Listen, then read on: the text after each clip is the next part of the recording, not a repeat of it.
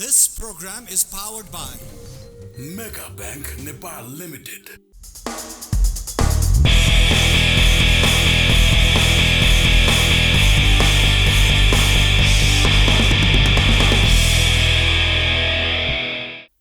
नमस्कार, प्राइम संवादमा हार्दिक स्वागत छ। म दृष्टिवाणी थेताल। नेपाली राजनीतिको परिप्रेक्ष्यमा मधेसवादी दलको ठूलो भूमिका छ। खास गरी भन्नुपर्दाखेरि मधेसवादी दलहरू सधैँभरि आफ्नो जनताको अस्तित्वको लडाईँमा हामी छौं भनेर भनिरहन्छन्। तथापि उनीहरूको एकीकरण प्रक्रिया र फेरि छुट्ने फुट्ने स्थितिले गर्दाखेरि अब कस्तो किसिमको एजेन्डा लिएर चाहिँ मधेसवादी दलहरू अगाडि बढ्दैछन् भन्ने कुराको आम नागरिकमा चासो छ, चिन्ता छ। यिनै विषयमा केन्द्रित रहेर आज हामी लोसपा पार्टीको प्रमुख सचेतक तथा पूर्व मन्त्री उमाशंकर अरगरियासँग कुराकानी गर्नेछौँ। यहाँलाई स्वागत छ। धन्यवाद। श्रोतागणमा मेरो नमस्कार। अब हिजो यहाँहरूले प्रधानमन्त्रीलाई ज्ञापन पत्र बुझाउनु भयो। विभिन्न किसिमका माग मुद्दाहरू सम्बोधन गरियोस् भनेर ध्यानाकर्षण गराउनु भएको छ। यो माग मुद्दा अगाडिदेखि नै यहाँहरूले जहिले पनि सरकारमा रहेकाहरूसँग चाहिँ ध्यानाकर्षण पत्र बुझाउने एउटा सिलसिला अगाडि बढिरहेको थियो। हिजो के फरक कुरा चाहिँ तपाईहरुले बुझाउनु भयो? मैले सबभन्दा पहिला त के हो, जब अदालतले परमादेश जारी गर्यो, अब शेरबहादुर देउवाजीलाई प्रधानमन्त्री नियुक्त गर्ने र त्यसपछि विश्वासको प्रस्तावमा देउवाजीले हामीलाई आफै सम्पर्क गरेर उहाँ के भन्नुभयो कि हामीसँग मत माग्नुभयो उहाँले। अनि उहाँलाई अब यही मुद्दाहरूसँग हामी डिबेट गर्यौँ। हामीलाई सरकारमा पनि चाहिएन, त्यति बेला पनि सरकारको लागि कुरै गर्नुभएको थियो। तर हामी सरकारमा जाँदैनौँ, हाम्रो माग र मुद्दाहरू जो छ त्यो सम्बोधन गर्नुहोस्, भोट दिनलाई हामी तयार छौँ। उहाँहरू प्रतिबद्धता जनाउनु भयो। खास गरिकन हाम्रो प्रधानमन्त्री शेरबहादुर देउवाजीले प्रतिबद्धता जनाउनु भयो कि हामी यो मुद्दाहरू सम्बोधन गर्छौँ। त्यसै सिलसिलामा अब 8 महिना भइसकेको छ सरकारलाई। अब अहिलेको अवस्थामा हेर्नुहुन्छ भने नागरिकता विहीन, अब जनसिद्ध नागरिकको सन्तानहरू अहिले रिफ्युजीको जिन्दगी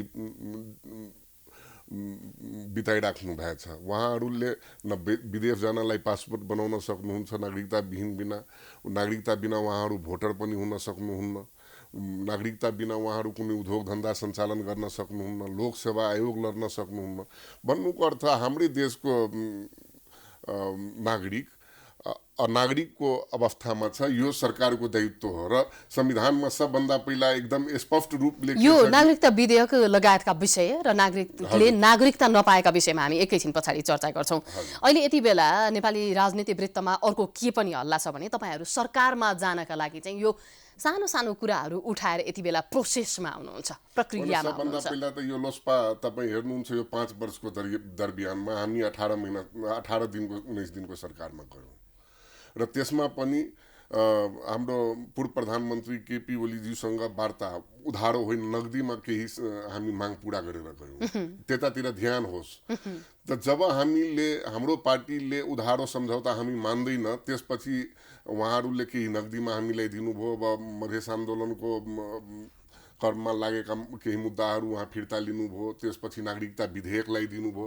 यस्ता मुद्दाहरू उठाएर जब उहाँले पुरा गर्नुभयो, त्यसपछि हामी सरकारमा गयौँ र पटक हामी मधेसवादी दलमाथि यदि यो चार्ज लागेको छ भने खास गरिकन जसपातिर भन्नुहुन्छ निशाना छ भने ठिकै होला। किनभने अब ओलीजीलाई सबभन्दा बढी गाली गर्ने हामी नै थियौँ। तपाईहरु पार्टीमा सँगै फेरि सहकारी पनि त गर्नुभयो। सँगै थियौँ, तर त्यति बेला सरकारमा जाँदा म नै विरोध गरेको थिएँ, यो सरकारमा जानु हुँदैन। तर उपेन्द्रजीले 81 जानुभयो। हामी संशोधन प्रस्तावहरू संसदमा हालेको थियौँ त्यति बेला, तर उहाँ जानुभयो। जाने बेलामा पनि कुनै उहाँको अवस्था थिएन। अब प्रधानमन्त्रीजीलाई जनतालाई हेराउनुको लागि 3-4 बुन्दा मलाई गरिदिनुहोस्, त्यसपछि हामी सरकारमा आइहाल्छु, बाटो खोलिदिनुहोस् भनेर यस्ता प्रक्रियाले उहाँको नियत हो। तर मैले त्यति बेला पनि सरकारमा जानु हुँदैन भन्ने हजुरकै मिडियाबाट विरोध गरेको थिएँ। अहिले पनि यदि तपाईहरुलाई यो लाग्छ, यदि विभिन्न किसिमको मिडियाहरुमा तपाईले त्यति बेला पनि भन्दाखेरि पार्टी सरकारमा गयो, अहिले पनि जाने तयारी भएको पनि त हुन सक्छ। तपाईलाई थाहा नभएको हो कि? प्रमुख सचेतकको हिसाबले कुरा गरिरहँदा यति कुरा जानकार त हुनुपर्ने। मिडियामा आएको अनुसार कुरा गर्ने हो भने थाहा हुँदैन भने पार्टीमा विद्रोह हुँदैन। क्लियर कुरा हो। तर यो कुरा स्पष्ट बुझिराख्नुहोस्, म आफै डेलिगेसनमा गएको छु, सरकारको कुनै कुरामा कुनै कतैतिर हामी टच गरेका छैनौँ र सरकारमा यथास्थितिमा हामी जाँदा पनि जाँदैनौँ, हाम्रो पार्टी जाँदा पनि जाँदैन। भनेपछि यो सरकारलाई ज्ञापन पत्र बुझाउने न्युमा, सरकारलाई जनताका समस्या सम्बोधन गराउने न्युमा लोसपा सरकारमा जान खोज्दैछ भन्ने खालका जुन जति पनि कुराहरू आएका छन् ती चाहिँ यो भर्मिक प्रचार मात्रै हो। हजुर। म हजुरको मिडिया मार्फत के भन्न चाहन्छु कि यथास्थितिमा हाम्रो पार्टी सरकारमा जाँदैन र हाम्रो पार्टी अब त्यस्तो छैन कि अब व्यक्तिगत अब अध्यक्षजीले या बोली कुरा मिल्न सक्दैन। अब सरकारलाई त गठबन्धन सरकार छ, यसै कुरा पनि मिल्नुको बेग्लै कुरा हो, तर यथास्थितिमा अहिले सरकारमा जान सक्दैन। अब मलाई त्यो कुरा बताइदिनुहोस्, तपाईँहरू सरकारमा जान सक्ने स्थिति बन्नका लागि सरकारले के कुरा मान्नुपर्छ? होइन, सरकारमा जानको लागि त सबभन्दा पहिला हामी माग प्रस्तुत गरेका छु। उधारी होइन, नगदी माग हुनुपर्छ। उधारीमा होइन म गरिहाल्छु त्यो होइन, नगदी माग पुरा गर्नुपर्दछ। अर्को कुरा के छ कि अब 5 वर्षसम्म उहाँहरू चलाउनु भयो, 18 महिनादेखि लिएर अहिले 8 महिनादेखि अब उहाँहरू लिनुभएको छ। अहिले देशको अवस्था एउटा भ्रष्टाचारको दिशामा गयो, देश आर्थिक दिवालियाको दिशामा गइरहेको छ। त्यस्तो अवस्थामा हामी सरकारमा गएर आफ्नो टाउकोमा लिँदैनौँ। हो, यदि सरकारलाई यदि यो देश कसरी बनाउनु पर्छ सुधारको हिसाबले गयो भने हामी सोच्न बाध्य हुन्छौँ, किनभने राष्ट्रको निम्ति। फेरि हाम्रो आफ्नो निम्ति होइन कि हाम्रो पार्टी सरकारमा जाओस्, त्यसको निम्ति होइन, राष्ट्रको निम्ति हामी सोच्न बाध्य हुन्छौँ। तर यो परिस्थिति चाहिँ देखा परेको छैन। यो आर्थिक मन्दी भएको कारणले गर्दा सरकारमा जान्न भन्नु खोज्नु भएको हो कि यहाँले? राम्रोसँग बुझाइदिनुहोस् न। आर्थिक मन्दीको कुरा छैन। जबदेखि यो सरकार बनेको छ, यो परमादेशको सरकार बनेको छ, त्यति बेलादेखि तपाईँ हेर्नुहुन्छ भने बरु केपी ओलीजीको अहिलेको सरकारमा तपाईँ तुलना गर्न सक्नुहुन्छ। केपी ओलीको सरकार उहाँको सरकारको समयमा विकासको रेसियो बढेको थियो। सबै निकायमा तपाईँ जानुहुन्थ्यो भने केही न केही बढेकै थियो। यहाँ पनि मन्त्री हुनुभएको थियो। म उहाँको प्रतिपक्षमा पनि थिएँ, तर सही कुरा भन्नु पर्दछ। अहिलेको सरकारको अवस्थामा तपाईँको आर्थिक मन्दी छ देशमा। अहिलेको सरकारको समयमा चरम भ्रष्टाचार छ। अहिलेको सरकारको समयमा यदि हेर्नुभयो भने देशको अब शिक्षादेखि लिएर हस्पिटलसम्म कहीँ कतै कुनै ठोस प्रक्रिया छैन। अब सानो सानो आन्दोलन हुँदा हेरिराख्नु भएछ कि गोली खानु परेको छ जनतालाई। अनि फेरि प्रतिगमनको सरकार त्यति बेला भन्थ्यो। अहिलेको सरकार गोली मार्ने सरकार। अहिले बलात्कारको रेसियो तपाईँ हेर्न सक्नुहुन्छ यो देशमा कति बढेको छ। अहिले क्राइमको रेसियो तपाईँ हेर्न सक्नुहुन्छ कति बढेको छ। अहिलेको अवस्थामा तपाईँ स्थानीय चुनावमा जाँदाखेरि आर्थिक चलखेल कति भएको छ। पूर्ण रूपले सरकारको तर्फबाट अहिलेको सरकार मेरै आफ्नो मौतडी जिल्लामा मेरो मान्ने प्रचार गर्न जाँदा त प्रचार गर्न सक्दैन त गइहाल यहाँबाट भनेर उहाँलाई लखेटियो, सांघातिक हमला गरियो। के यसलाई तपाईँ लोकतन्त्र भन्नुहुन्छ? यसलाई तपाईँ गणतन्त्र सरकार र भन्नुहुन्छ? यहाँले जुन किसिमका सामाजिक अपराधका विषयलाई जोड्नु भएको छ नि, हजुर, पहिला यहाँले बलात्कारका घटना र अन्य महिला हिंसाका घटना लगायतका अरू आपराधिक क्रियाकलापको कुरा गर्ने हो भने त्यो निकै लामो समयदेखि भएको पाइन्छ। यो सरकार परिवर्तन भएसँगै यो कुरालाई जोड्नु, त्यो पनि तपाईँ जस्तो नेताले त्यति धेरै सान्दर्भिक नहोला, तथापि यो विषयलाई छोडेर मधेसको स्थितिलाई केन्द्रित हुने हो भनेदेखि तपाईँ मधेसवादी दलहरू, लोसपा भनौँ, जसपा भनौँ, अरू पार्टीहरू पनि किन नहुन्, उनीहरूले जनताको मुद्दालाई उठाउने मात्रै, जनताका समस्यालाई सम्बोधन गर्नका लागि एउटा हतियार बनाउने मात्रै प्रवृत्ति जुन देखिएको छ, त्यसतर्फ चाहिँ तपाईँहरू चनाखो हुनुपर्ने होइन? खोइ चनाखो हुन सकेको? एकदम चनाखो छु। तपाईँ हेर्नु भएको थियो कि केही दिन पहिला म नै त्यो पार्टीलाई अलगै गर्ने चाहिँ निधो गरेको थिएँ। किनभने त्यति बेलामा जनताको के माग थियो कि मधेसवादी दलहरू एक ठाउँमा आओस् र मधेसवादी दलहरू एक ठाउँमा ल्याउनको लागि त्यति बेलामा मेरो अध्यक्ष उपेन्द्रजी हुनुहुन्थ्यो। उहाँलाई भन्न जाँदा त 6 दाजुभाइको पार्टी हो, राजपालाई भन्थ्यो। राजपातिर जाँदाखेरि अब उहाँहरू अब बाबुरामजीहरू, अशोक राईजीहरूको चङ्गुलमा फस्नु भएछ, एकीकरणै गर्न दिनुहुन्न। त्यसपछि हामीले युवा मान्नेहरूले कि त तपाईँ एकीकरण गर्नुहोस् कि त हामी अब अलग हुन्छौँ, अलग धार बनाउँछौँ। त रातारात तपाईँहरू हेर्नु भएछ कि 12 बजे रातिमा पार्टी एकीकरण भयो। हामी पनि ब्याक भयो, किनभने हाम्रो चाहना थियो एकीकरण। एकीकरण भइसकेपछि अब के कारण भयो कि अल्गिनु पर्यो? तपाईँ 18 महिना सरकारमा जानुभयो, त्यसपछि ओलीजी ठिक, तपाईँ चाहिँ भारतको दिल्लीमा हुँदाखेरि कानुन मन्त्रीमा आउनुभयो भने केपी ओली लभ गरियो। फेरि केही दिनमा अब के भन्नुहुन्छ कि केपी ओली प्रतिगमन हो। म यो होइन, यो सञ्चार माध्यमले भन्दा पनि तपाईँ राजनीतिक दलहरूले चाहिँ त्यो कुरालाई बढी अवलम्बन गरेको होइन। यही कुराको डिबेट हाम्रो हुन्छ। तर नेपालमा के छ कि दलीय परम्परा छ, भन्नको लागि लोकतन्त्र छ। म भित्रको कुरा यदि भन्नु पर्यो हो भने नेपालको सांसद यहाँ चौथो लिङ्गी म व्यक्तिगत भनिरहेको छु। पहिलो लिङ्गी हामी समलिङ्गीलाई भन्छौँ, अर्को लिङ्गी फरक धारको लिङ्गीलाई भन्छौँ, तेस्रो लिङ्गी जो आफ्नो तरिकाले ताली पनि बजाउँछ। तर संसदभित्रमा तपाईँ हेर्नुहुन्छ पार्टी हुन्छमा ताली बजाओस् भने हुन्छमा ताली बजाउने, पार्टी हुन्नमा ताली बजाउँछ भन्ने हुन्नमा ताली बजाउने होइन। सक्षम होइन, तपाईँको कानुनको फल्ट हो यहाँनिर। दलीय विधेयक तपाईले ताली बजाउनु र संसदमा निर्धारण हुँदै गरेको बहसमा हजुर कानुनले तपाईलाई यता पनि ताली बजाऊ उता पनि ताली बजाऊ भनेको छ र? छैन। म तपाईँलाई भन्छु, त्यही कुरा म भनिरहेको छु। त्यसैको आडमा राष्ट्रिय अध्यक्षहरू राजा भएको हो। तपाईँ एउटा राजालाई हामीले त फाल्यौँ, एउटा राजाको पालामा राजालाई तपाईँ जतिसुकै राजाको पालामा तपाईँ यदि हेर्नु भएछ भने राजा देशलाई जेसुकै गर्नुहोस्, राज परिवारलाई तपाईँ एकदम हाजिरी गुहार लगाउनुहोस्, तपाईँ राष्ट्रभक्त। राज परिवारलाई तपाईँ विरोध गर्नुभयो भने राष्ट्रद्रोह। अहिलेको पार्टी अध्यक्ष रूपी राजालाई तपाईँ विरोध गर्नुभयो भने पार्टी विद्रोह। पार्टीमा धेरै काम गर्नु होइन, समग्र पार्टीको म कुरा गर्दैछु, एउटा पार्टीको होइन। अनि पार्टी विद्रोह। तपाईँ त्यति बेला अब राजा खुस हुन्थ्यो भने मनोनितको नाउँमा सांसद बन्थ्यो। अहिले पार्टी अध्यक्ष रूपी राजा खुस हुन्छ भने समानुपातिको नाउँमा सांसद बनिन्छ। पहिलाको राजा खुस हुन्थ्यो भने मन्त्री, अहिलेको पार्टी अध्यक्ष रूपी राजा खुस भयो भने मन्त्री।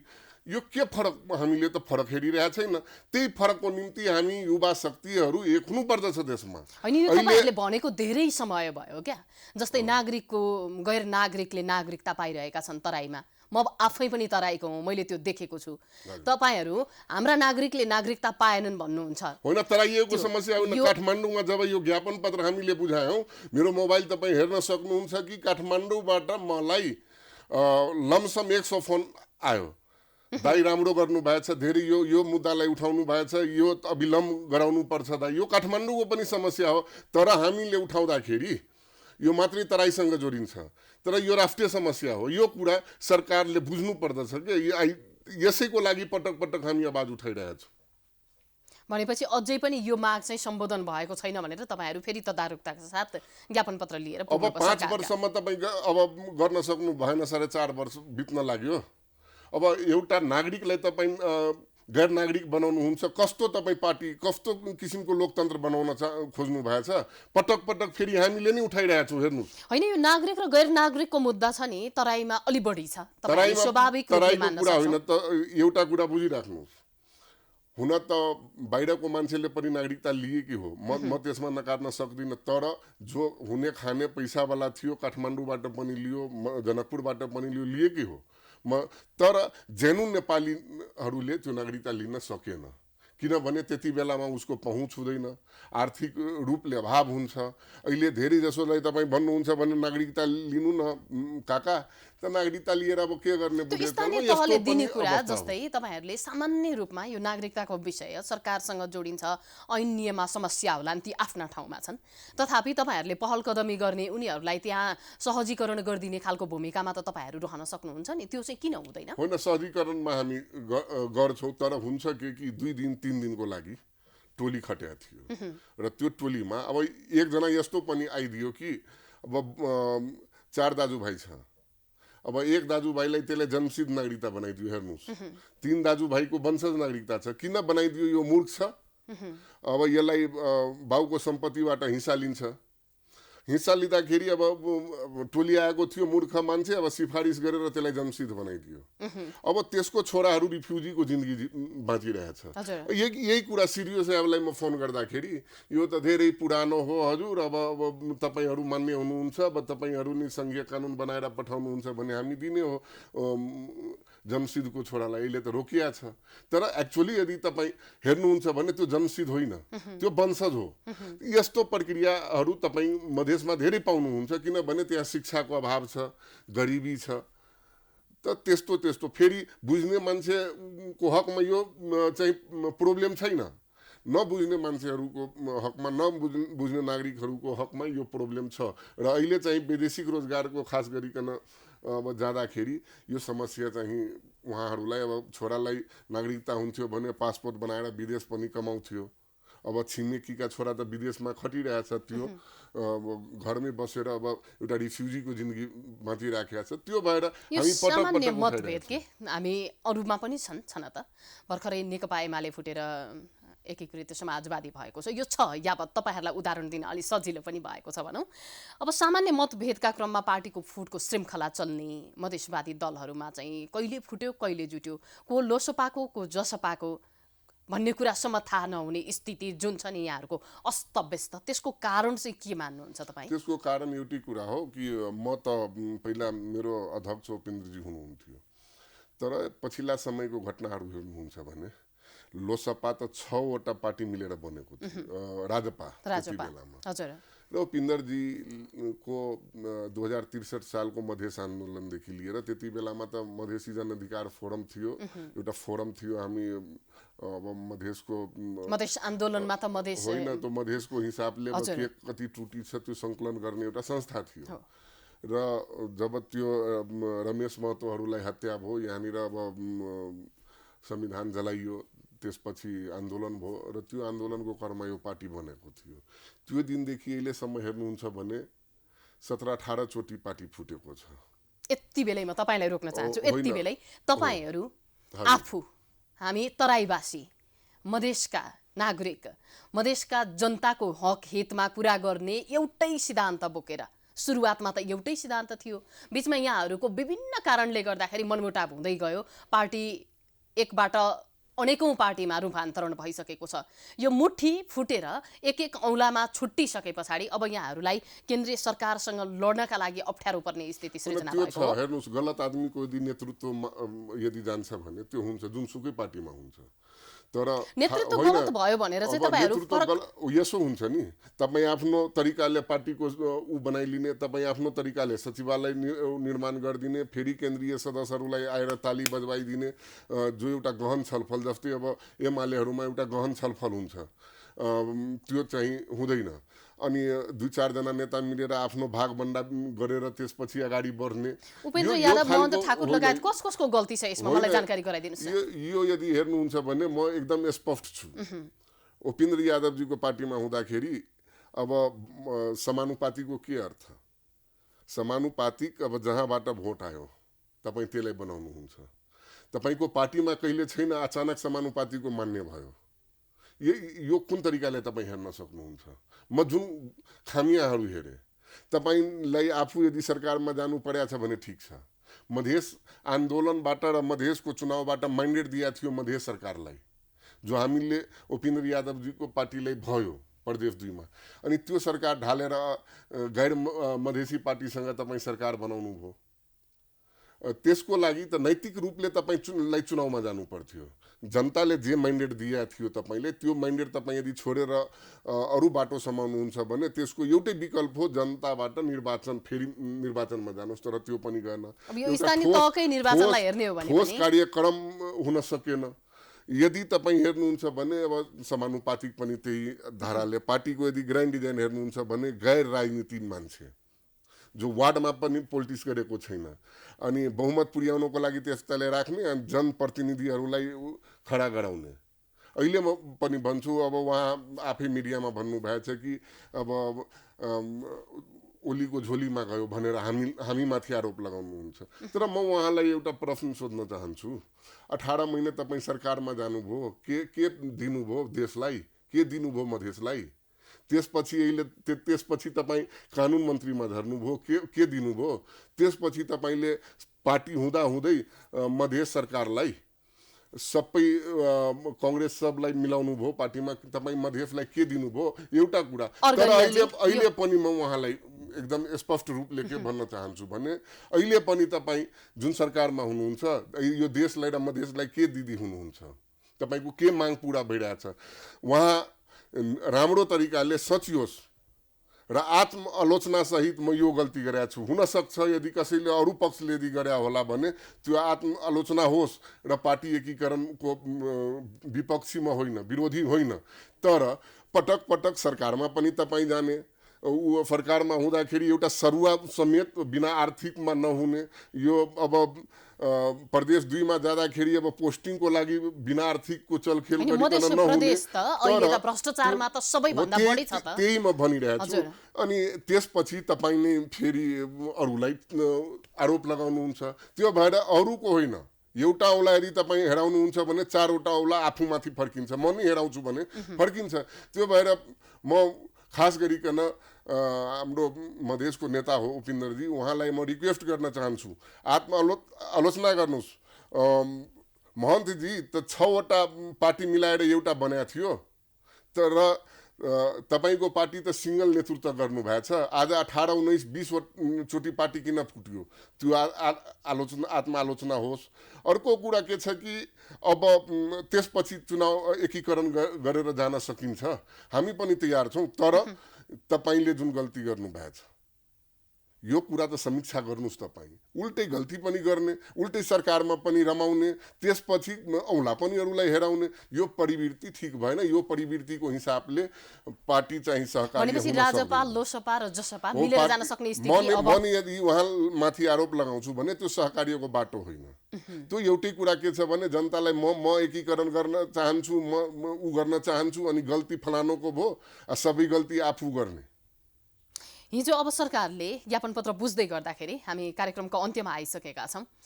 तपाईहरुलाई कस्तो किसिमको आश्वासन दिनुभएको छ? फेरि पनि तपाईहरु सरकारमा जाने चर्चा निकै मात्रामा छ, को मन्त्रीमा हुने, को मन्त्रीका लागि भनेर जाने भन्ने लगायतका कुराहरू समेत सञ्चार माध्यममा आइसकेको छ। फेरि पनि मैले यहाँलाई सोधेँ, जाँदा जाँदै ज्ञापन पत्र बुझ्दै गर्दाखेरि प्रधानमन्त्रीज्यूले के भन्नुभयो? यहाँहरुको प्रधानमन्त्रीज्यूको आफ्नो पनि अब स्पष्ट चुनाव आउँदैछ र उहाँले पटक पटक अब यो पालिमा जुन मत ल्याउनु भयो, म नागरिकता विधेयक अब छिटै यो चुनाव पछि सांसद हुन्छ म ल्याउँछु भनेर उहाँ भन्नुभएछ, आफ्नै मुखले भन्नुभएछ।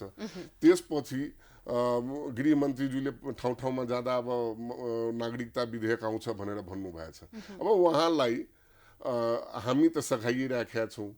एमाले त अध्यादेश ल्याएकै थियो नि त। अब अप्ठ्यारो के छ? कि त तपाईँ नागरिकता विधेयक अब संसदबाट पास गर्नुहोस्, कि त तपाईँ यो भन्नुहोस् म झुठो हुँ, जनताको बिचमा पटक पटक दिग्भ्रमित गर्ने काम मबाट हुन्छ, तर हामीले नागरिकको लागि असल गार्जियन होइन। एउटा अर्को कुरा हो। त्यो भएर हामीले एकदम स्पष्ट रूपमा मधेसवादी दललाई सरकारले असल नागरिक हुन नदिएको हो त? मधेसवादी दललाई होइन, यो एउटा भ्रमको कुरा छ। अहिले एउटा उदाहरण भयो नि, अहिले यहाँको काठमाडौँको मेयर एउटा उदाहरण भएछ देशमा, एउटा उदाहरण। तर मधेसमा कहिले पनि प्रचण्डजी मधेसीबाट जित्नु भएछ, माधव नेपालजी मधेसीबाट जित्नु भएछ। मधेसी समुदायले कहिले पनि पहाडी छौ भनेर भोट चाहिँ नहाले भन्ने सोचमा हुँदैन। लीला कोइराला मधेसीको नेता हो, आनन्द ढुङ्गाना मधेसीको नेता हो। तपाईँ यदि गनाउनुहुन्छ भने गिरिजाबाबु पनि मधेसीबाट जित्नु भएछ। तर पहाडबाट एउटा बालन शाह मात्रै उदाहरण छ, अर्को उदाहरण पाउनु भएको छ अहिलेसम्म। हामीले यो विभेद चाहिँ मधेसबाट भएको छैन, यो विभेद एउटा सङ्कीर्णता माइन्डबाट भएछ। तपाईँले हेप दिने मधेसमा जाँदा पहाडी हो भनेर, काठमाडौँमा मधेसी समुदायको मान्छे आउँदा हेप दिने, यो प्रवृत्ति गलत हो। मेरो भन्नुको अर्थ यो जहाँबाट होस्, तर यो प्रवृत्ति गलत हो। अर्को कुरा सरकारको कुरा उठाउनु भएछ, एकदम स्पष्ट रूपमा हुनुहोस्, हाम्रो पार्टी यथास्थितिमा सरकारमा जाँदैन। र जुन मिडियाहरूले यो 2टा मन्त्रालय दियो त उपसभामुख दियो, यो गलत हो। यो किसिमको कहीँनिर हाम्रो पार्टीभित्र या हाम्रो काङ्ग्रेस र हाम्रो पार्टीभित्र कहीँ यो सरकारमा आउने या मन्त्रालयको बाँडफाँडको कुराको चर्चै छैन। न योभन्दा पहिला थियो, पटक पटक मलाई पनि आउँछ बधाई, ए सरकारमा जाँदै हुनुहुन्छ बाबा, जबकि यही मिडिया साथीहरूले यतातिर गम्भीर ध्यान दिनुपर्दछ कि जो सही कुरा हो त्यो न्युज बनाइदिने। हस्, धन्यवाद यहाँलाई। हस्, धन्यवाद श्रोतागणमा पनि मेरो नमस्कार। दर्शकवृन्द, हामीले आज कुराकानी गर्यौँ उमाशङ्कर अर्गरियासँग, लोसपाको पार्टी प्रमुख सचेतक हुनुहुन्छ तथा उहाँ पूर्व मन्त्री समेत रहनु भएको छ। पछिल्लो समयमा लोसपाले पार्टी प्रवेश अब सरकारमा प्रवेश गर्नेछ भन्ने लगायतका विषयहरू उठेका थिए। त्यसै गरी उहाँहरूले हिजो मात्रै सरकारमा ज्ञापन पत्र बुझाउनु भएको थियो। प्रधानमन्त्रीले त्यसलाई कसरी सम्बोधन गर्नुहुन्छ अथवा अब अघिल्ला दिनहरूमा चाहिँ लोसपा कसरी अगाडि बढ्छ भन्ने लगायतका कुराहरू ती माग मुद्दामा चाहिँ सँगै जोडिएका थिए। हामीले यिनै विषयमा रहेर कुराकानी गर्यौँ। आजको प्राइम संवादको समय सकिएको छ। बिदा दिनुहोस्। नमस्कार।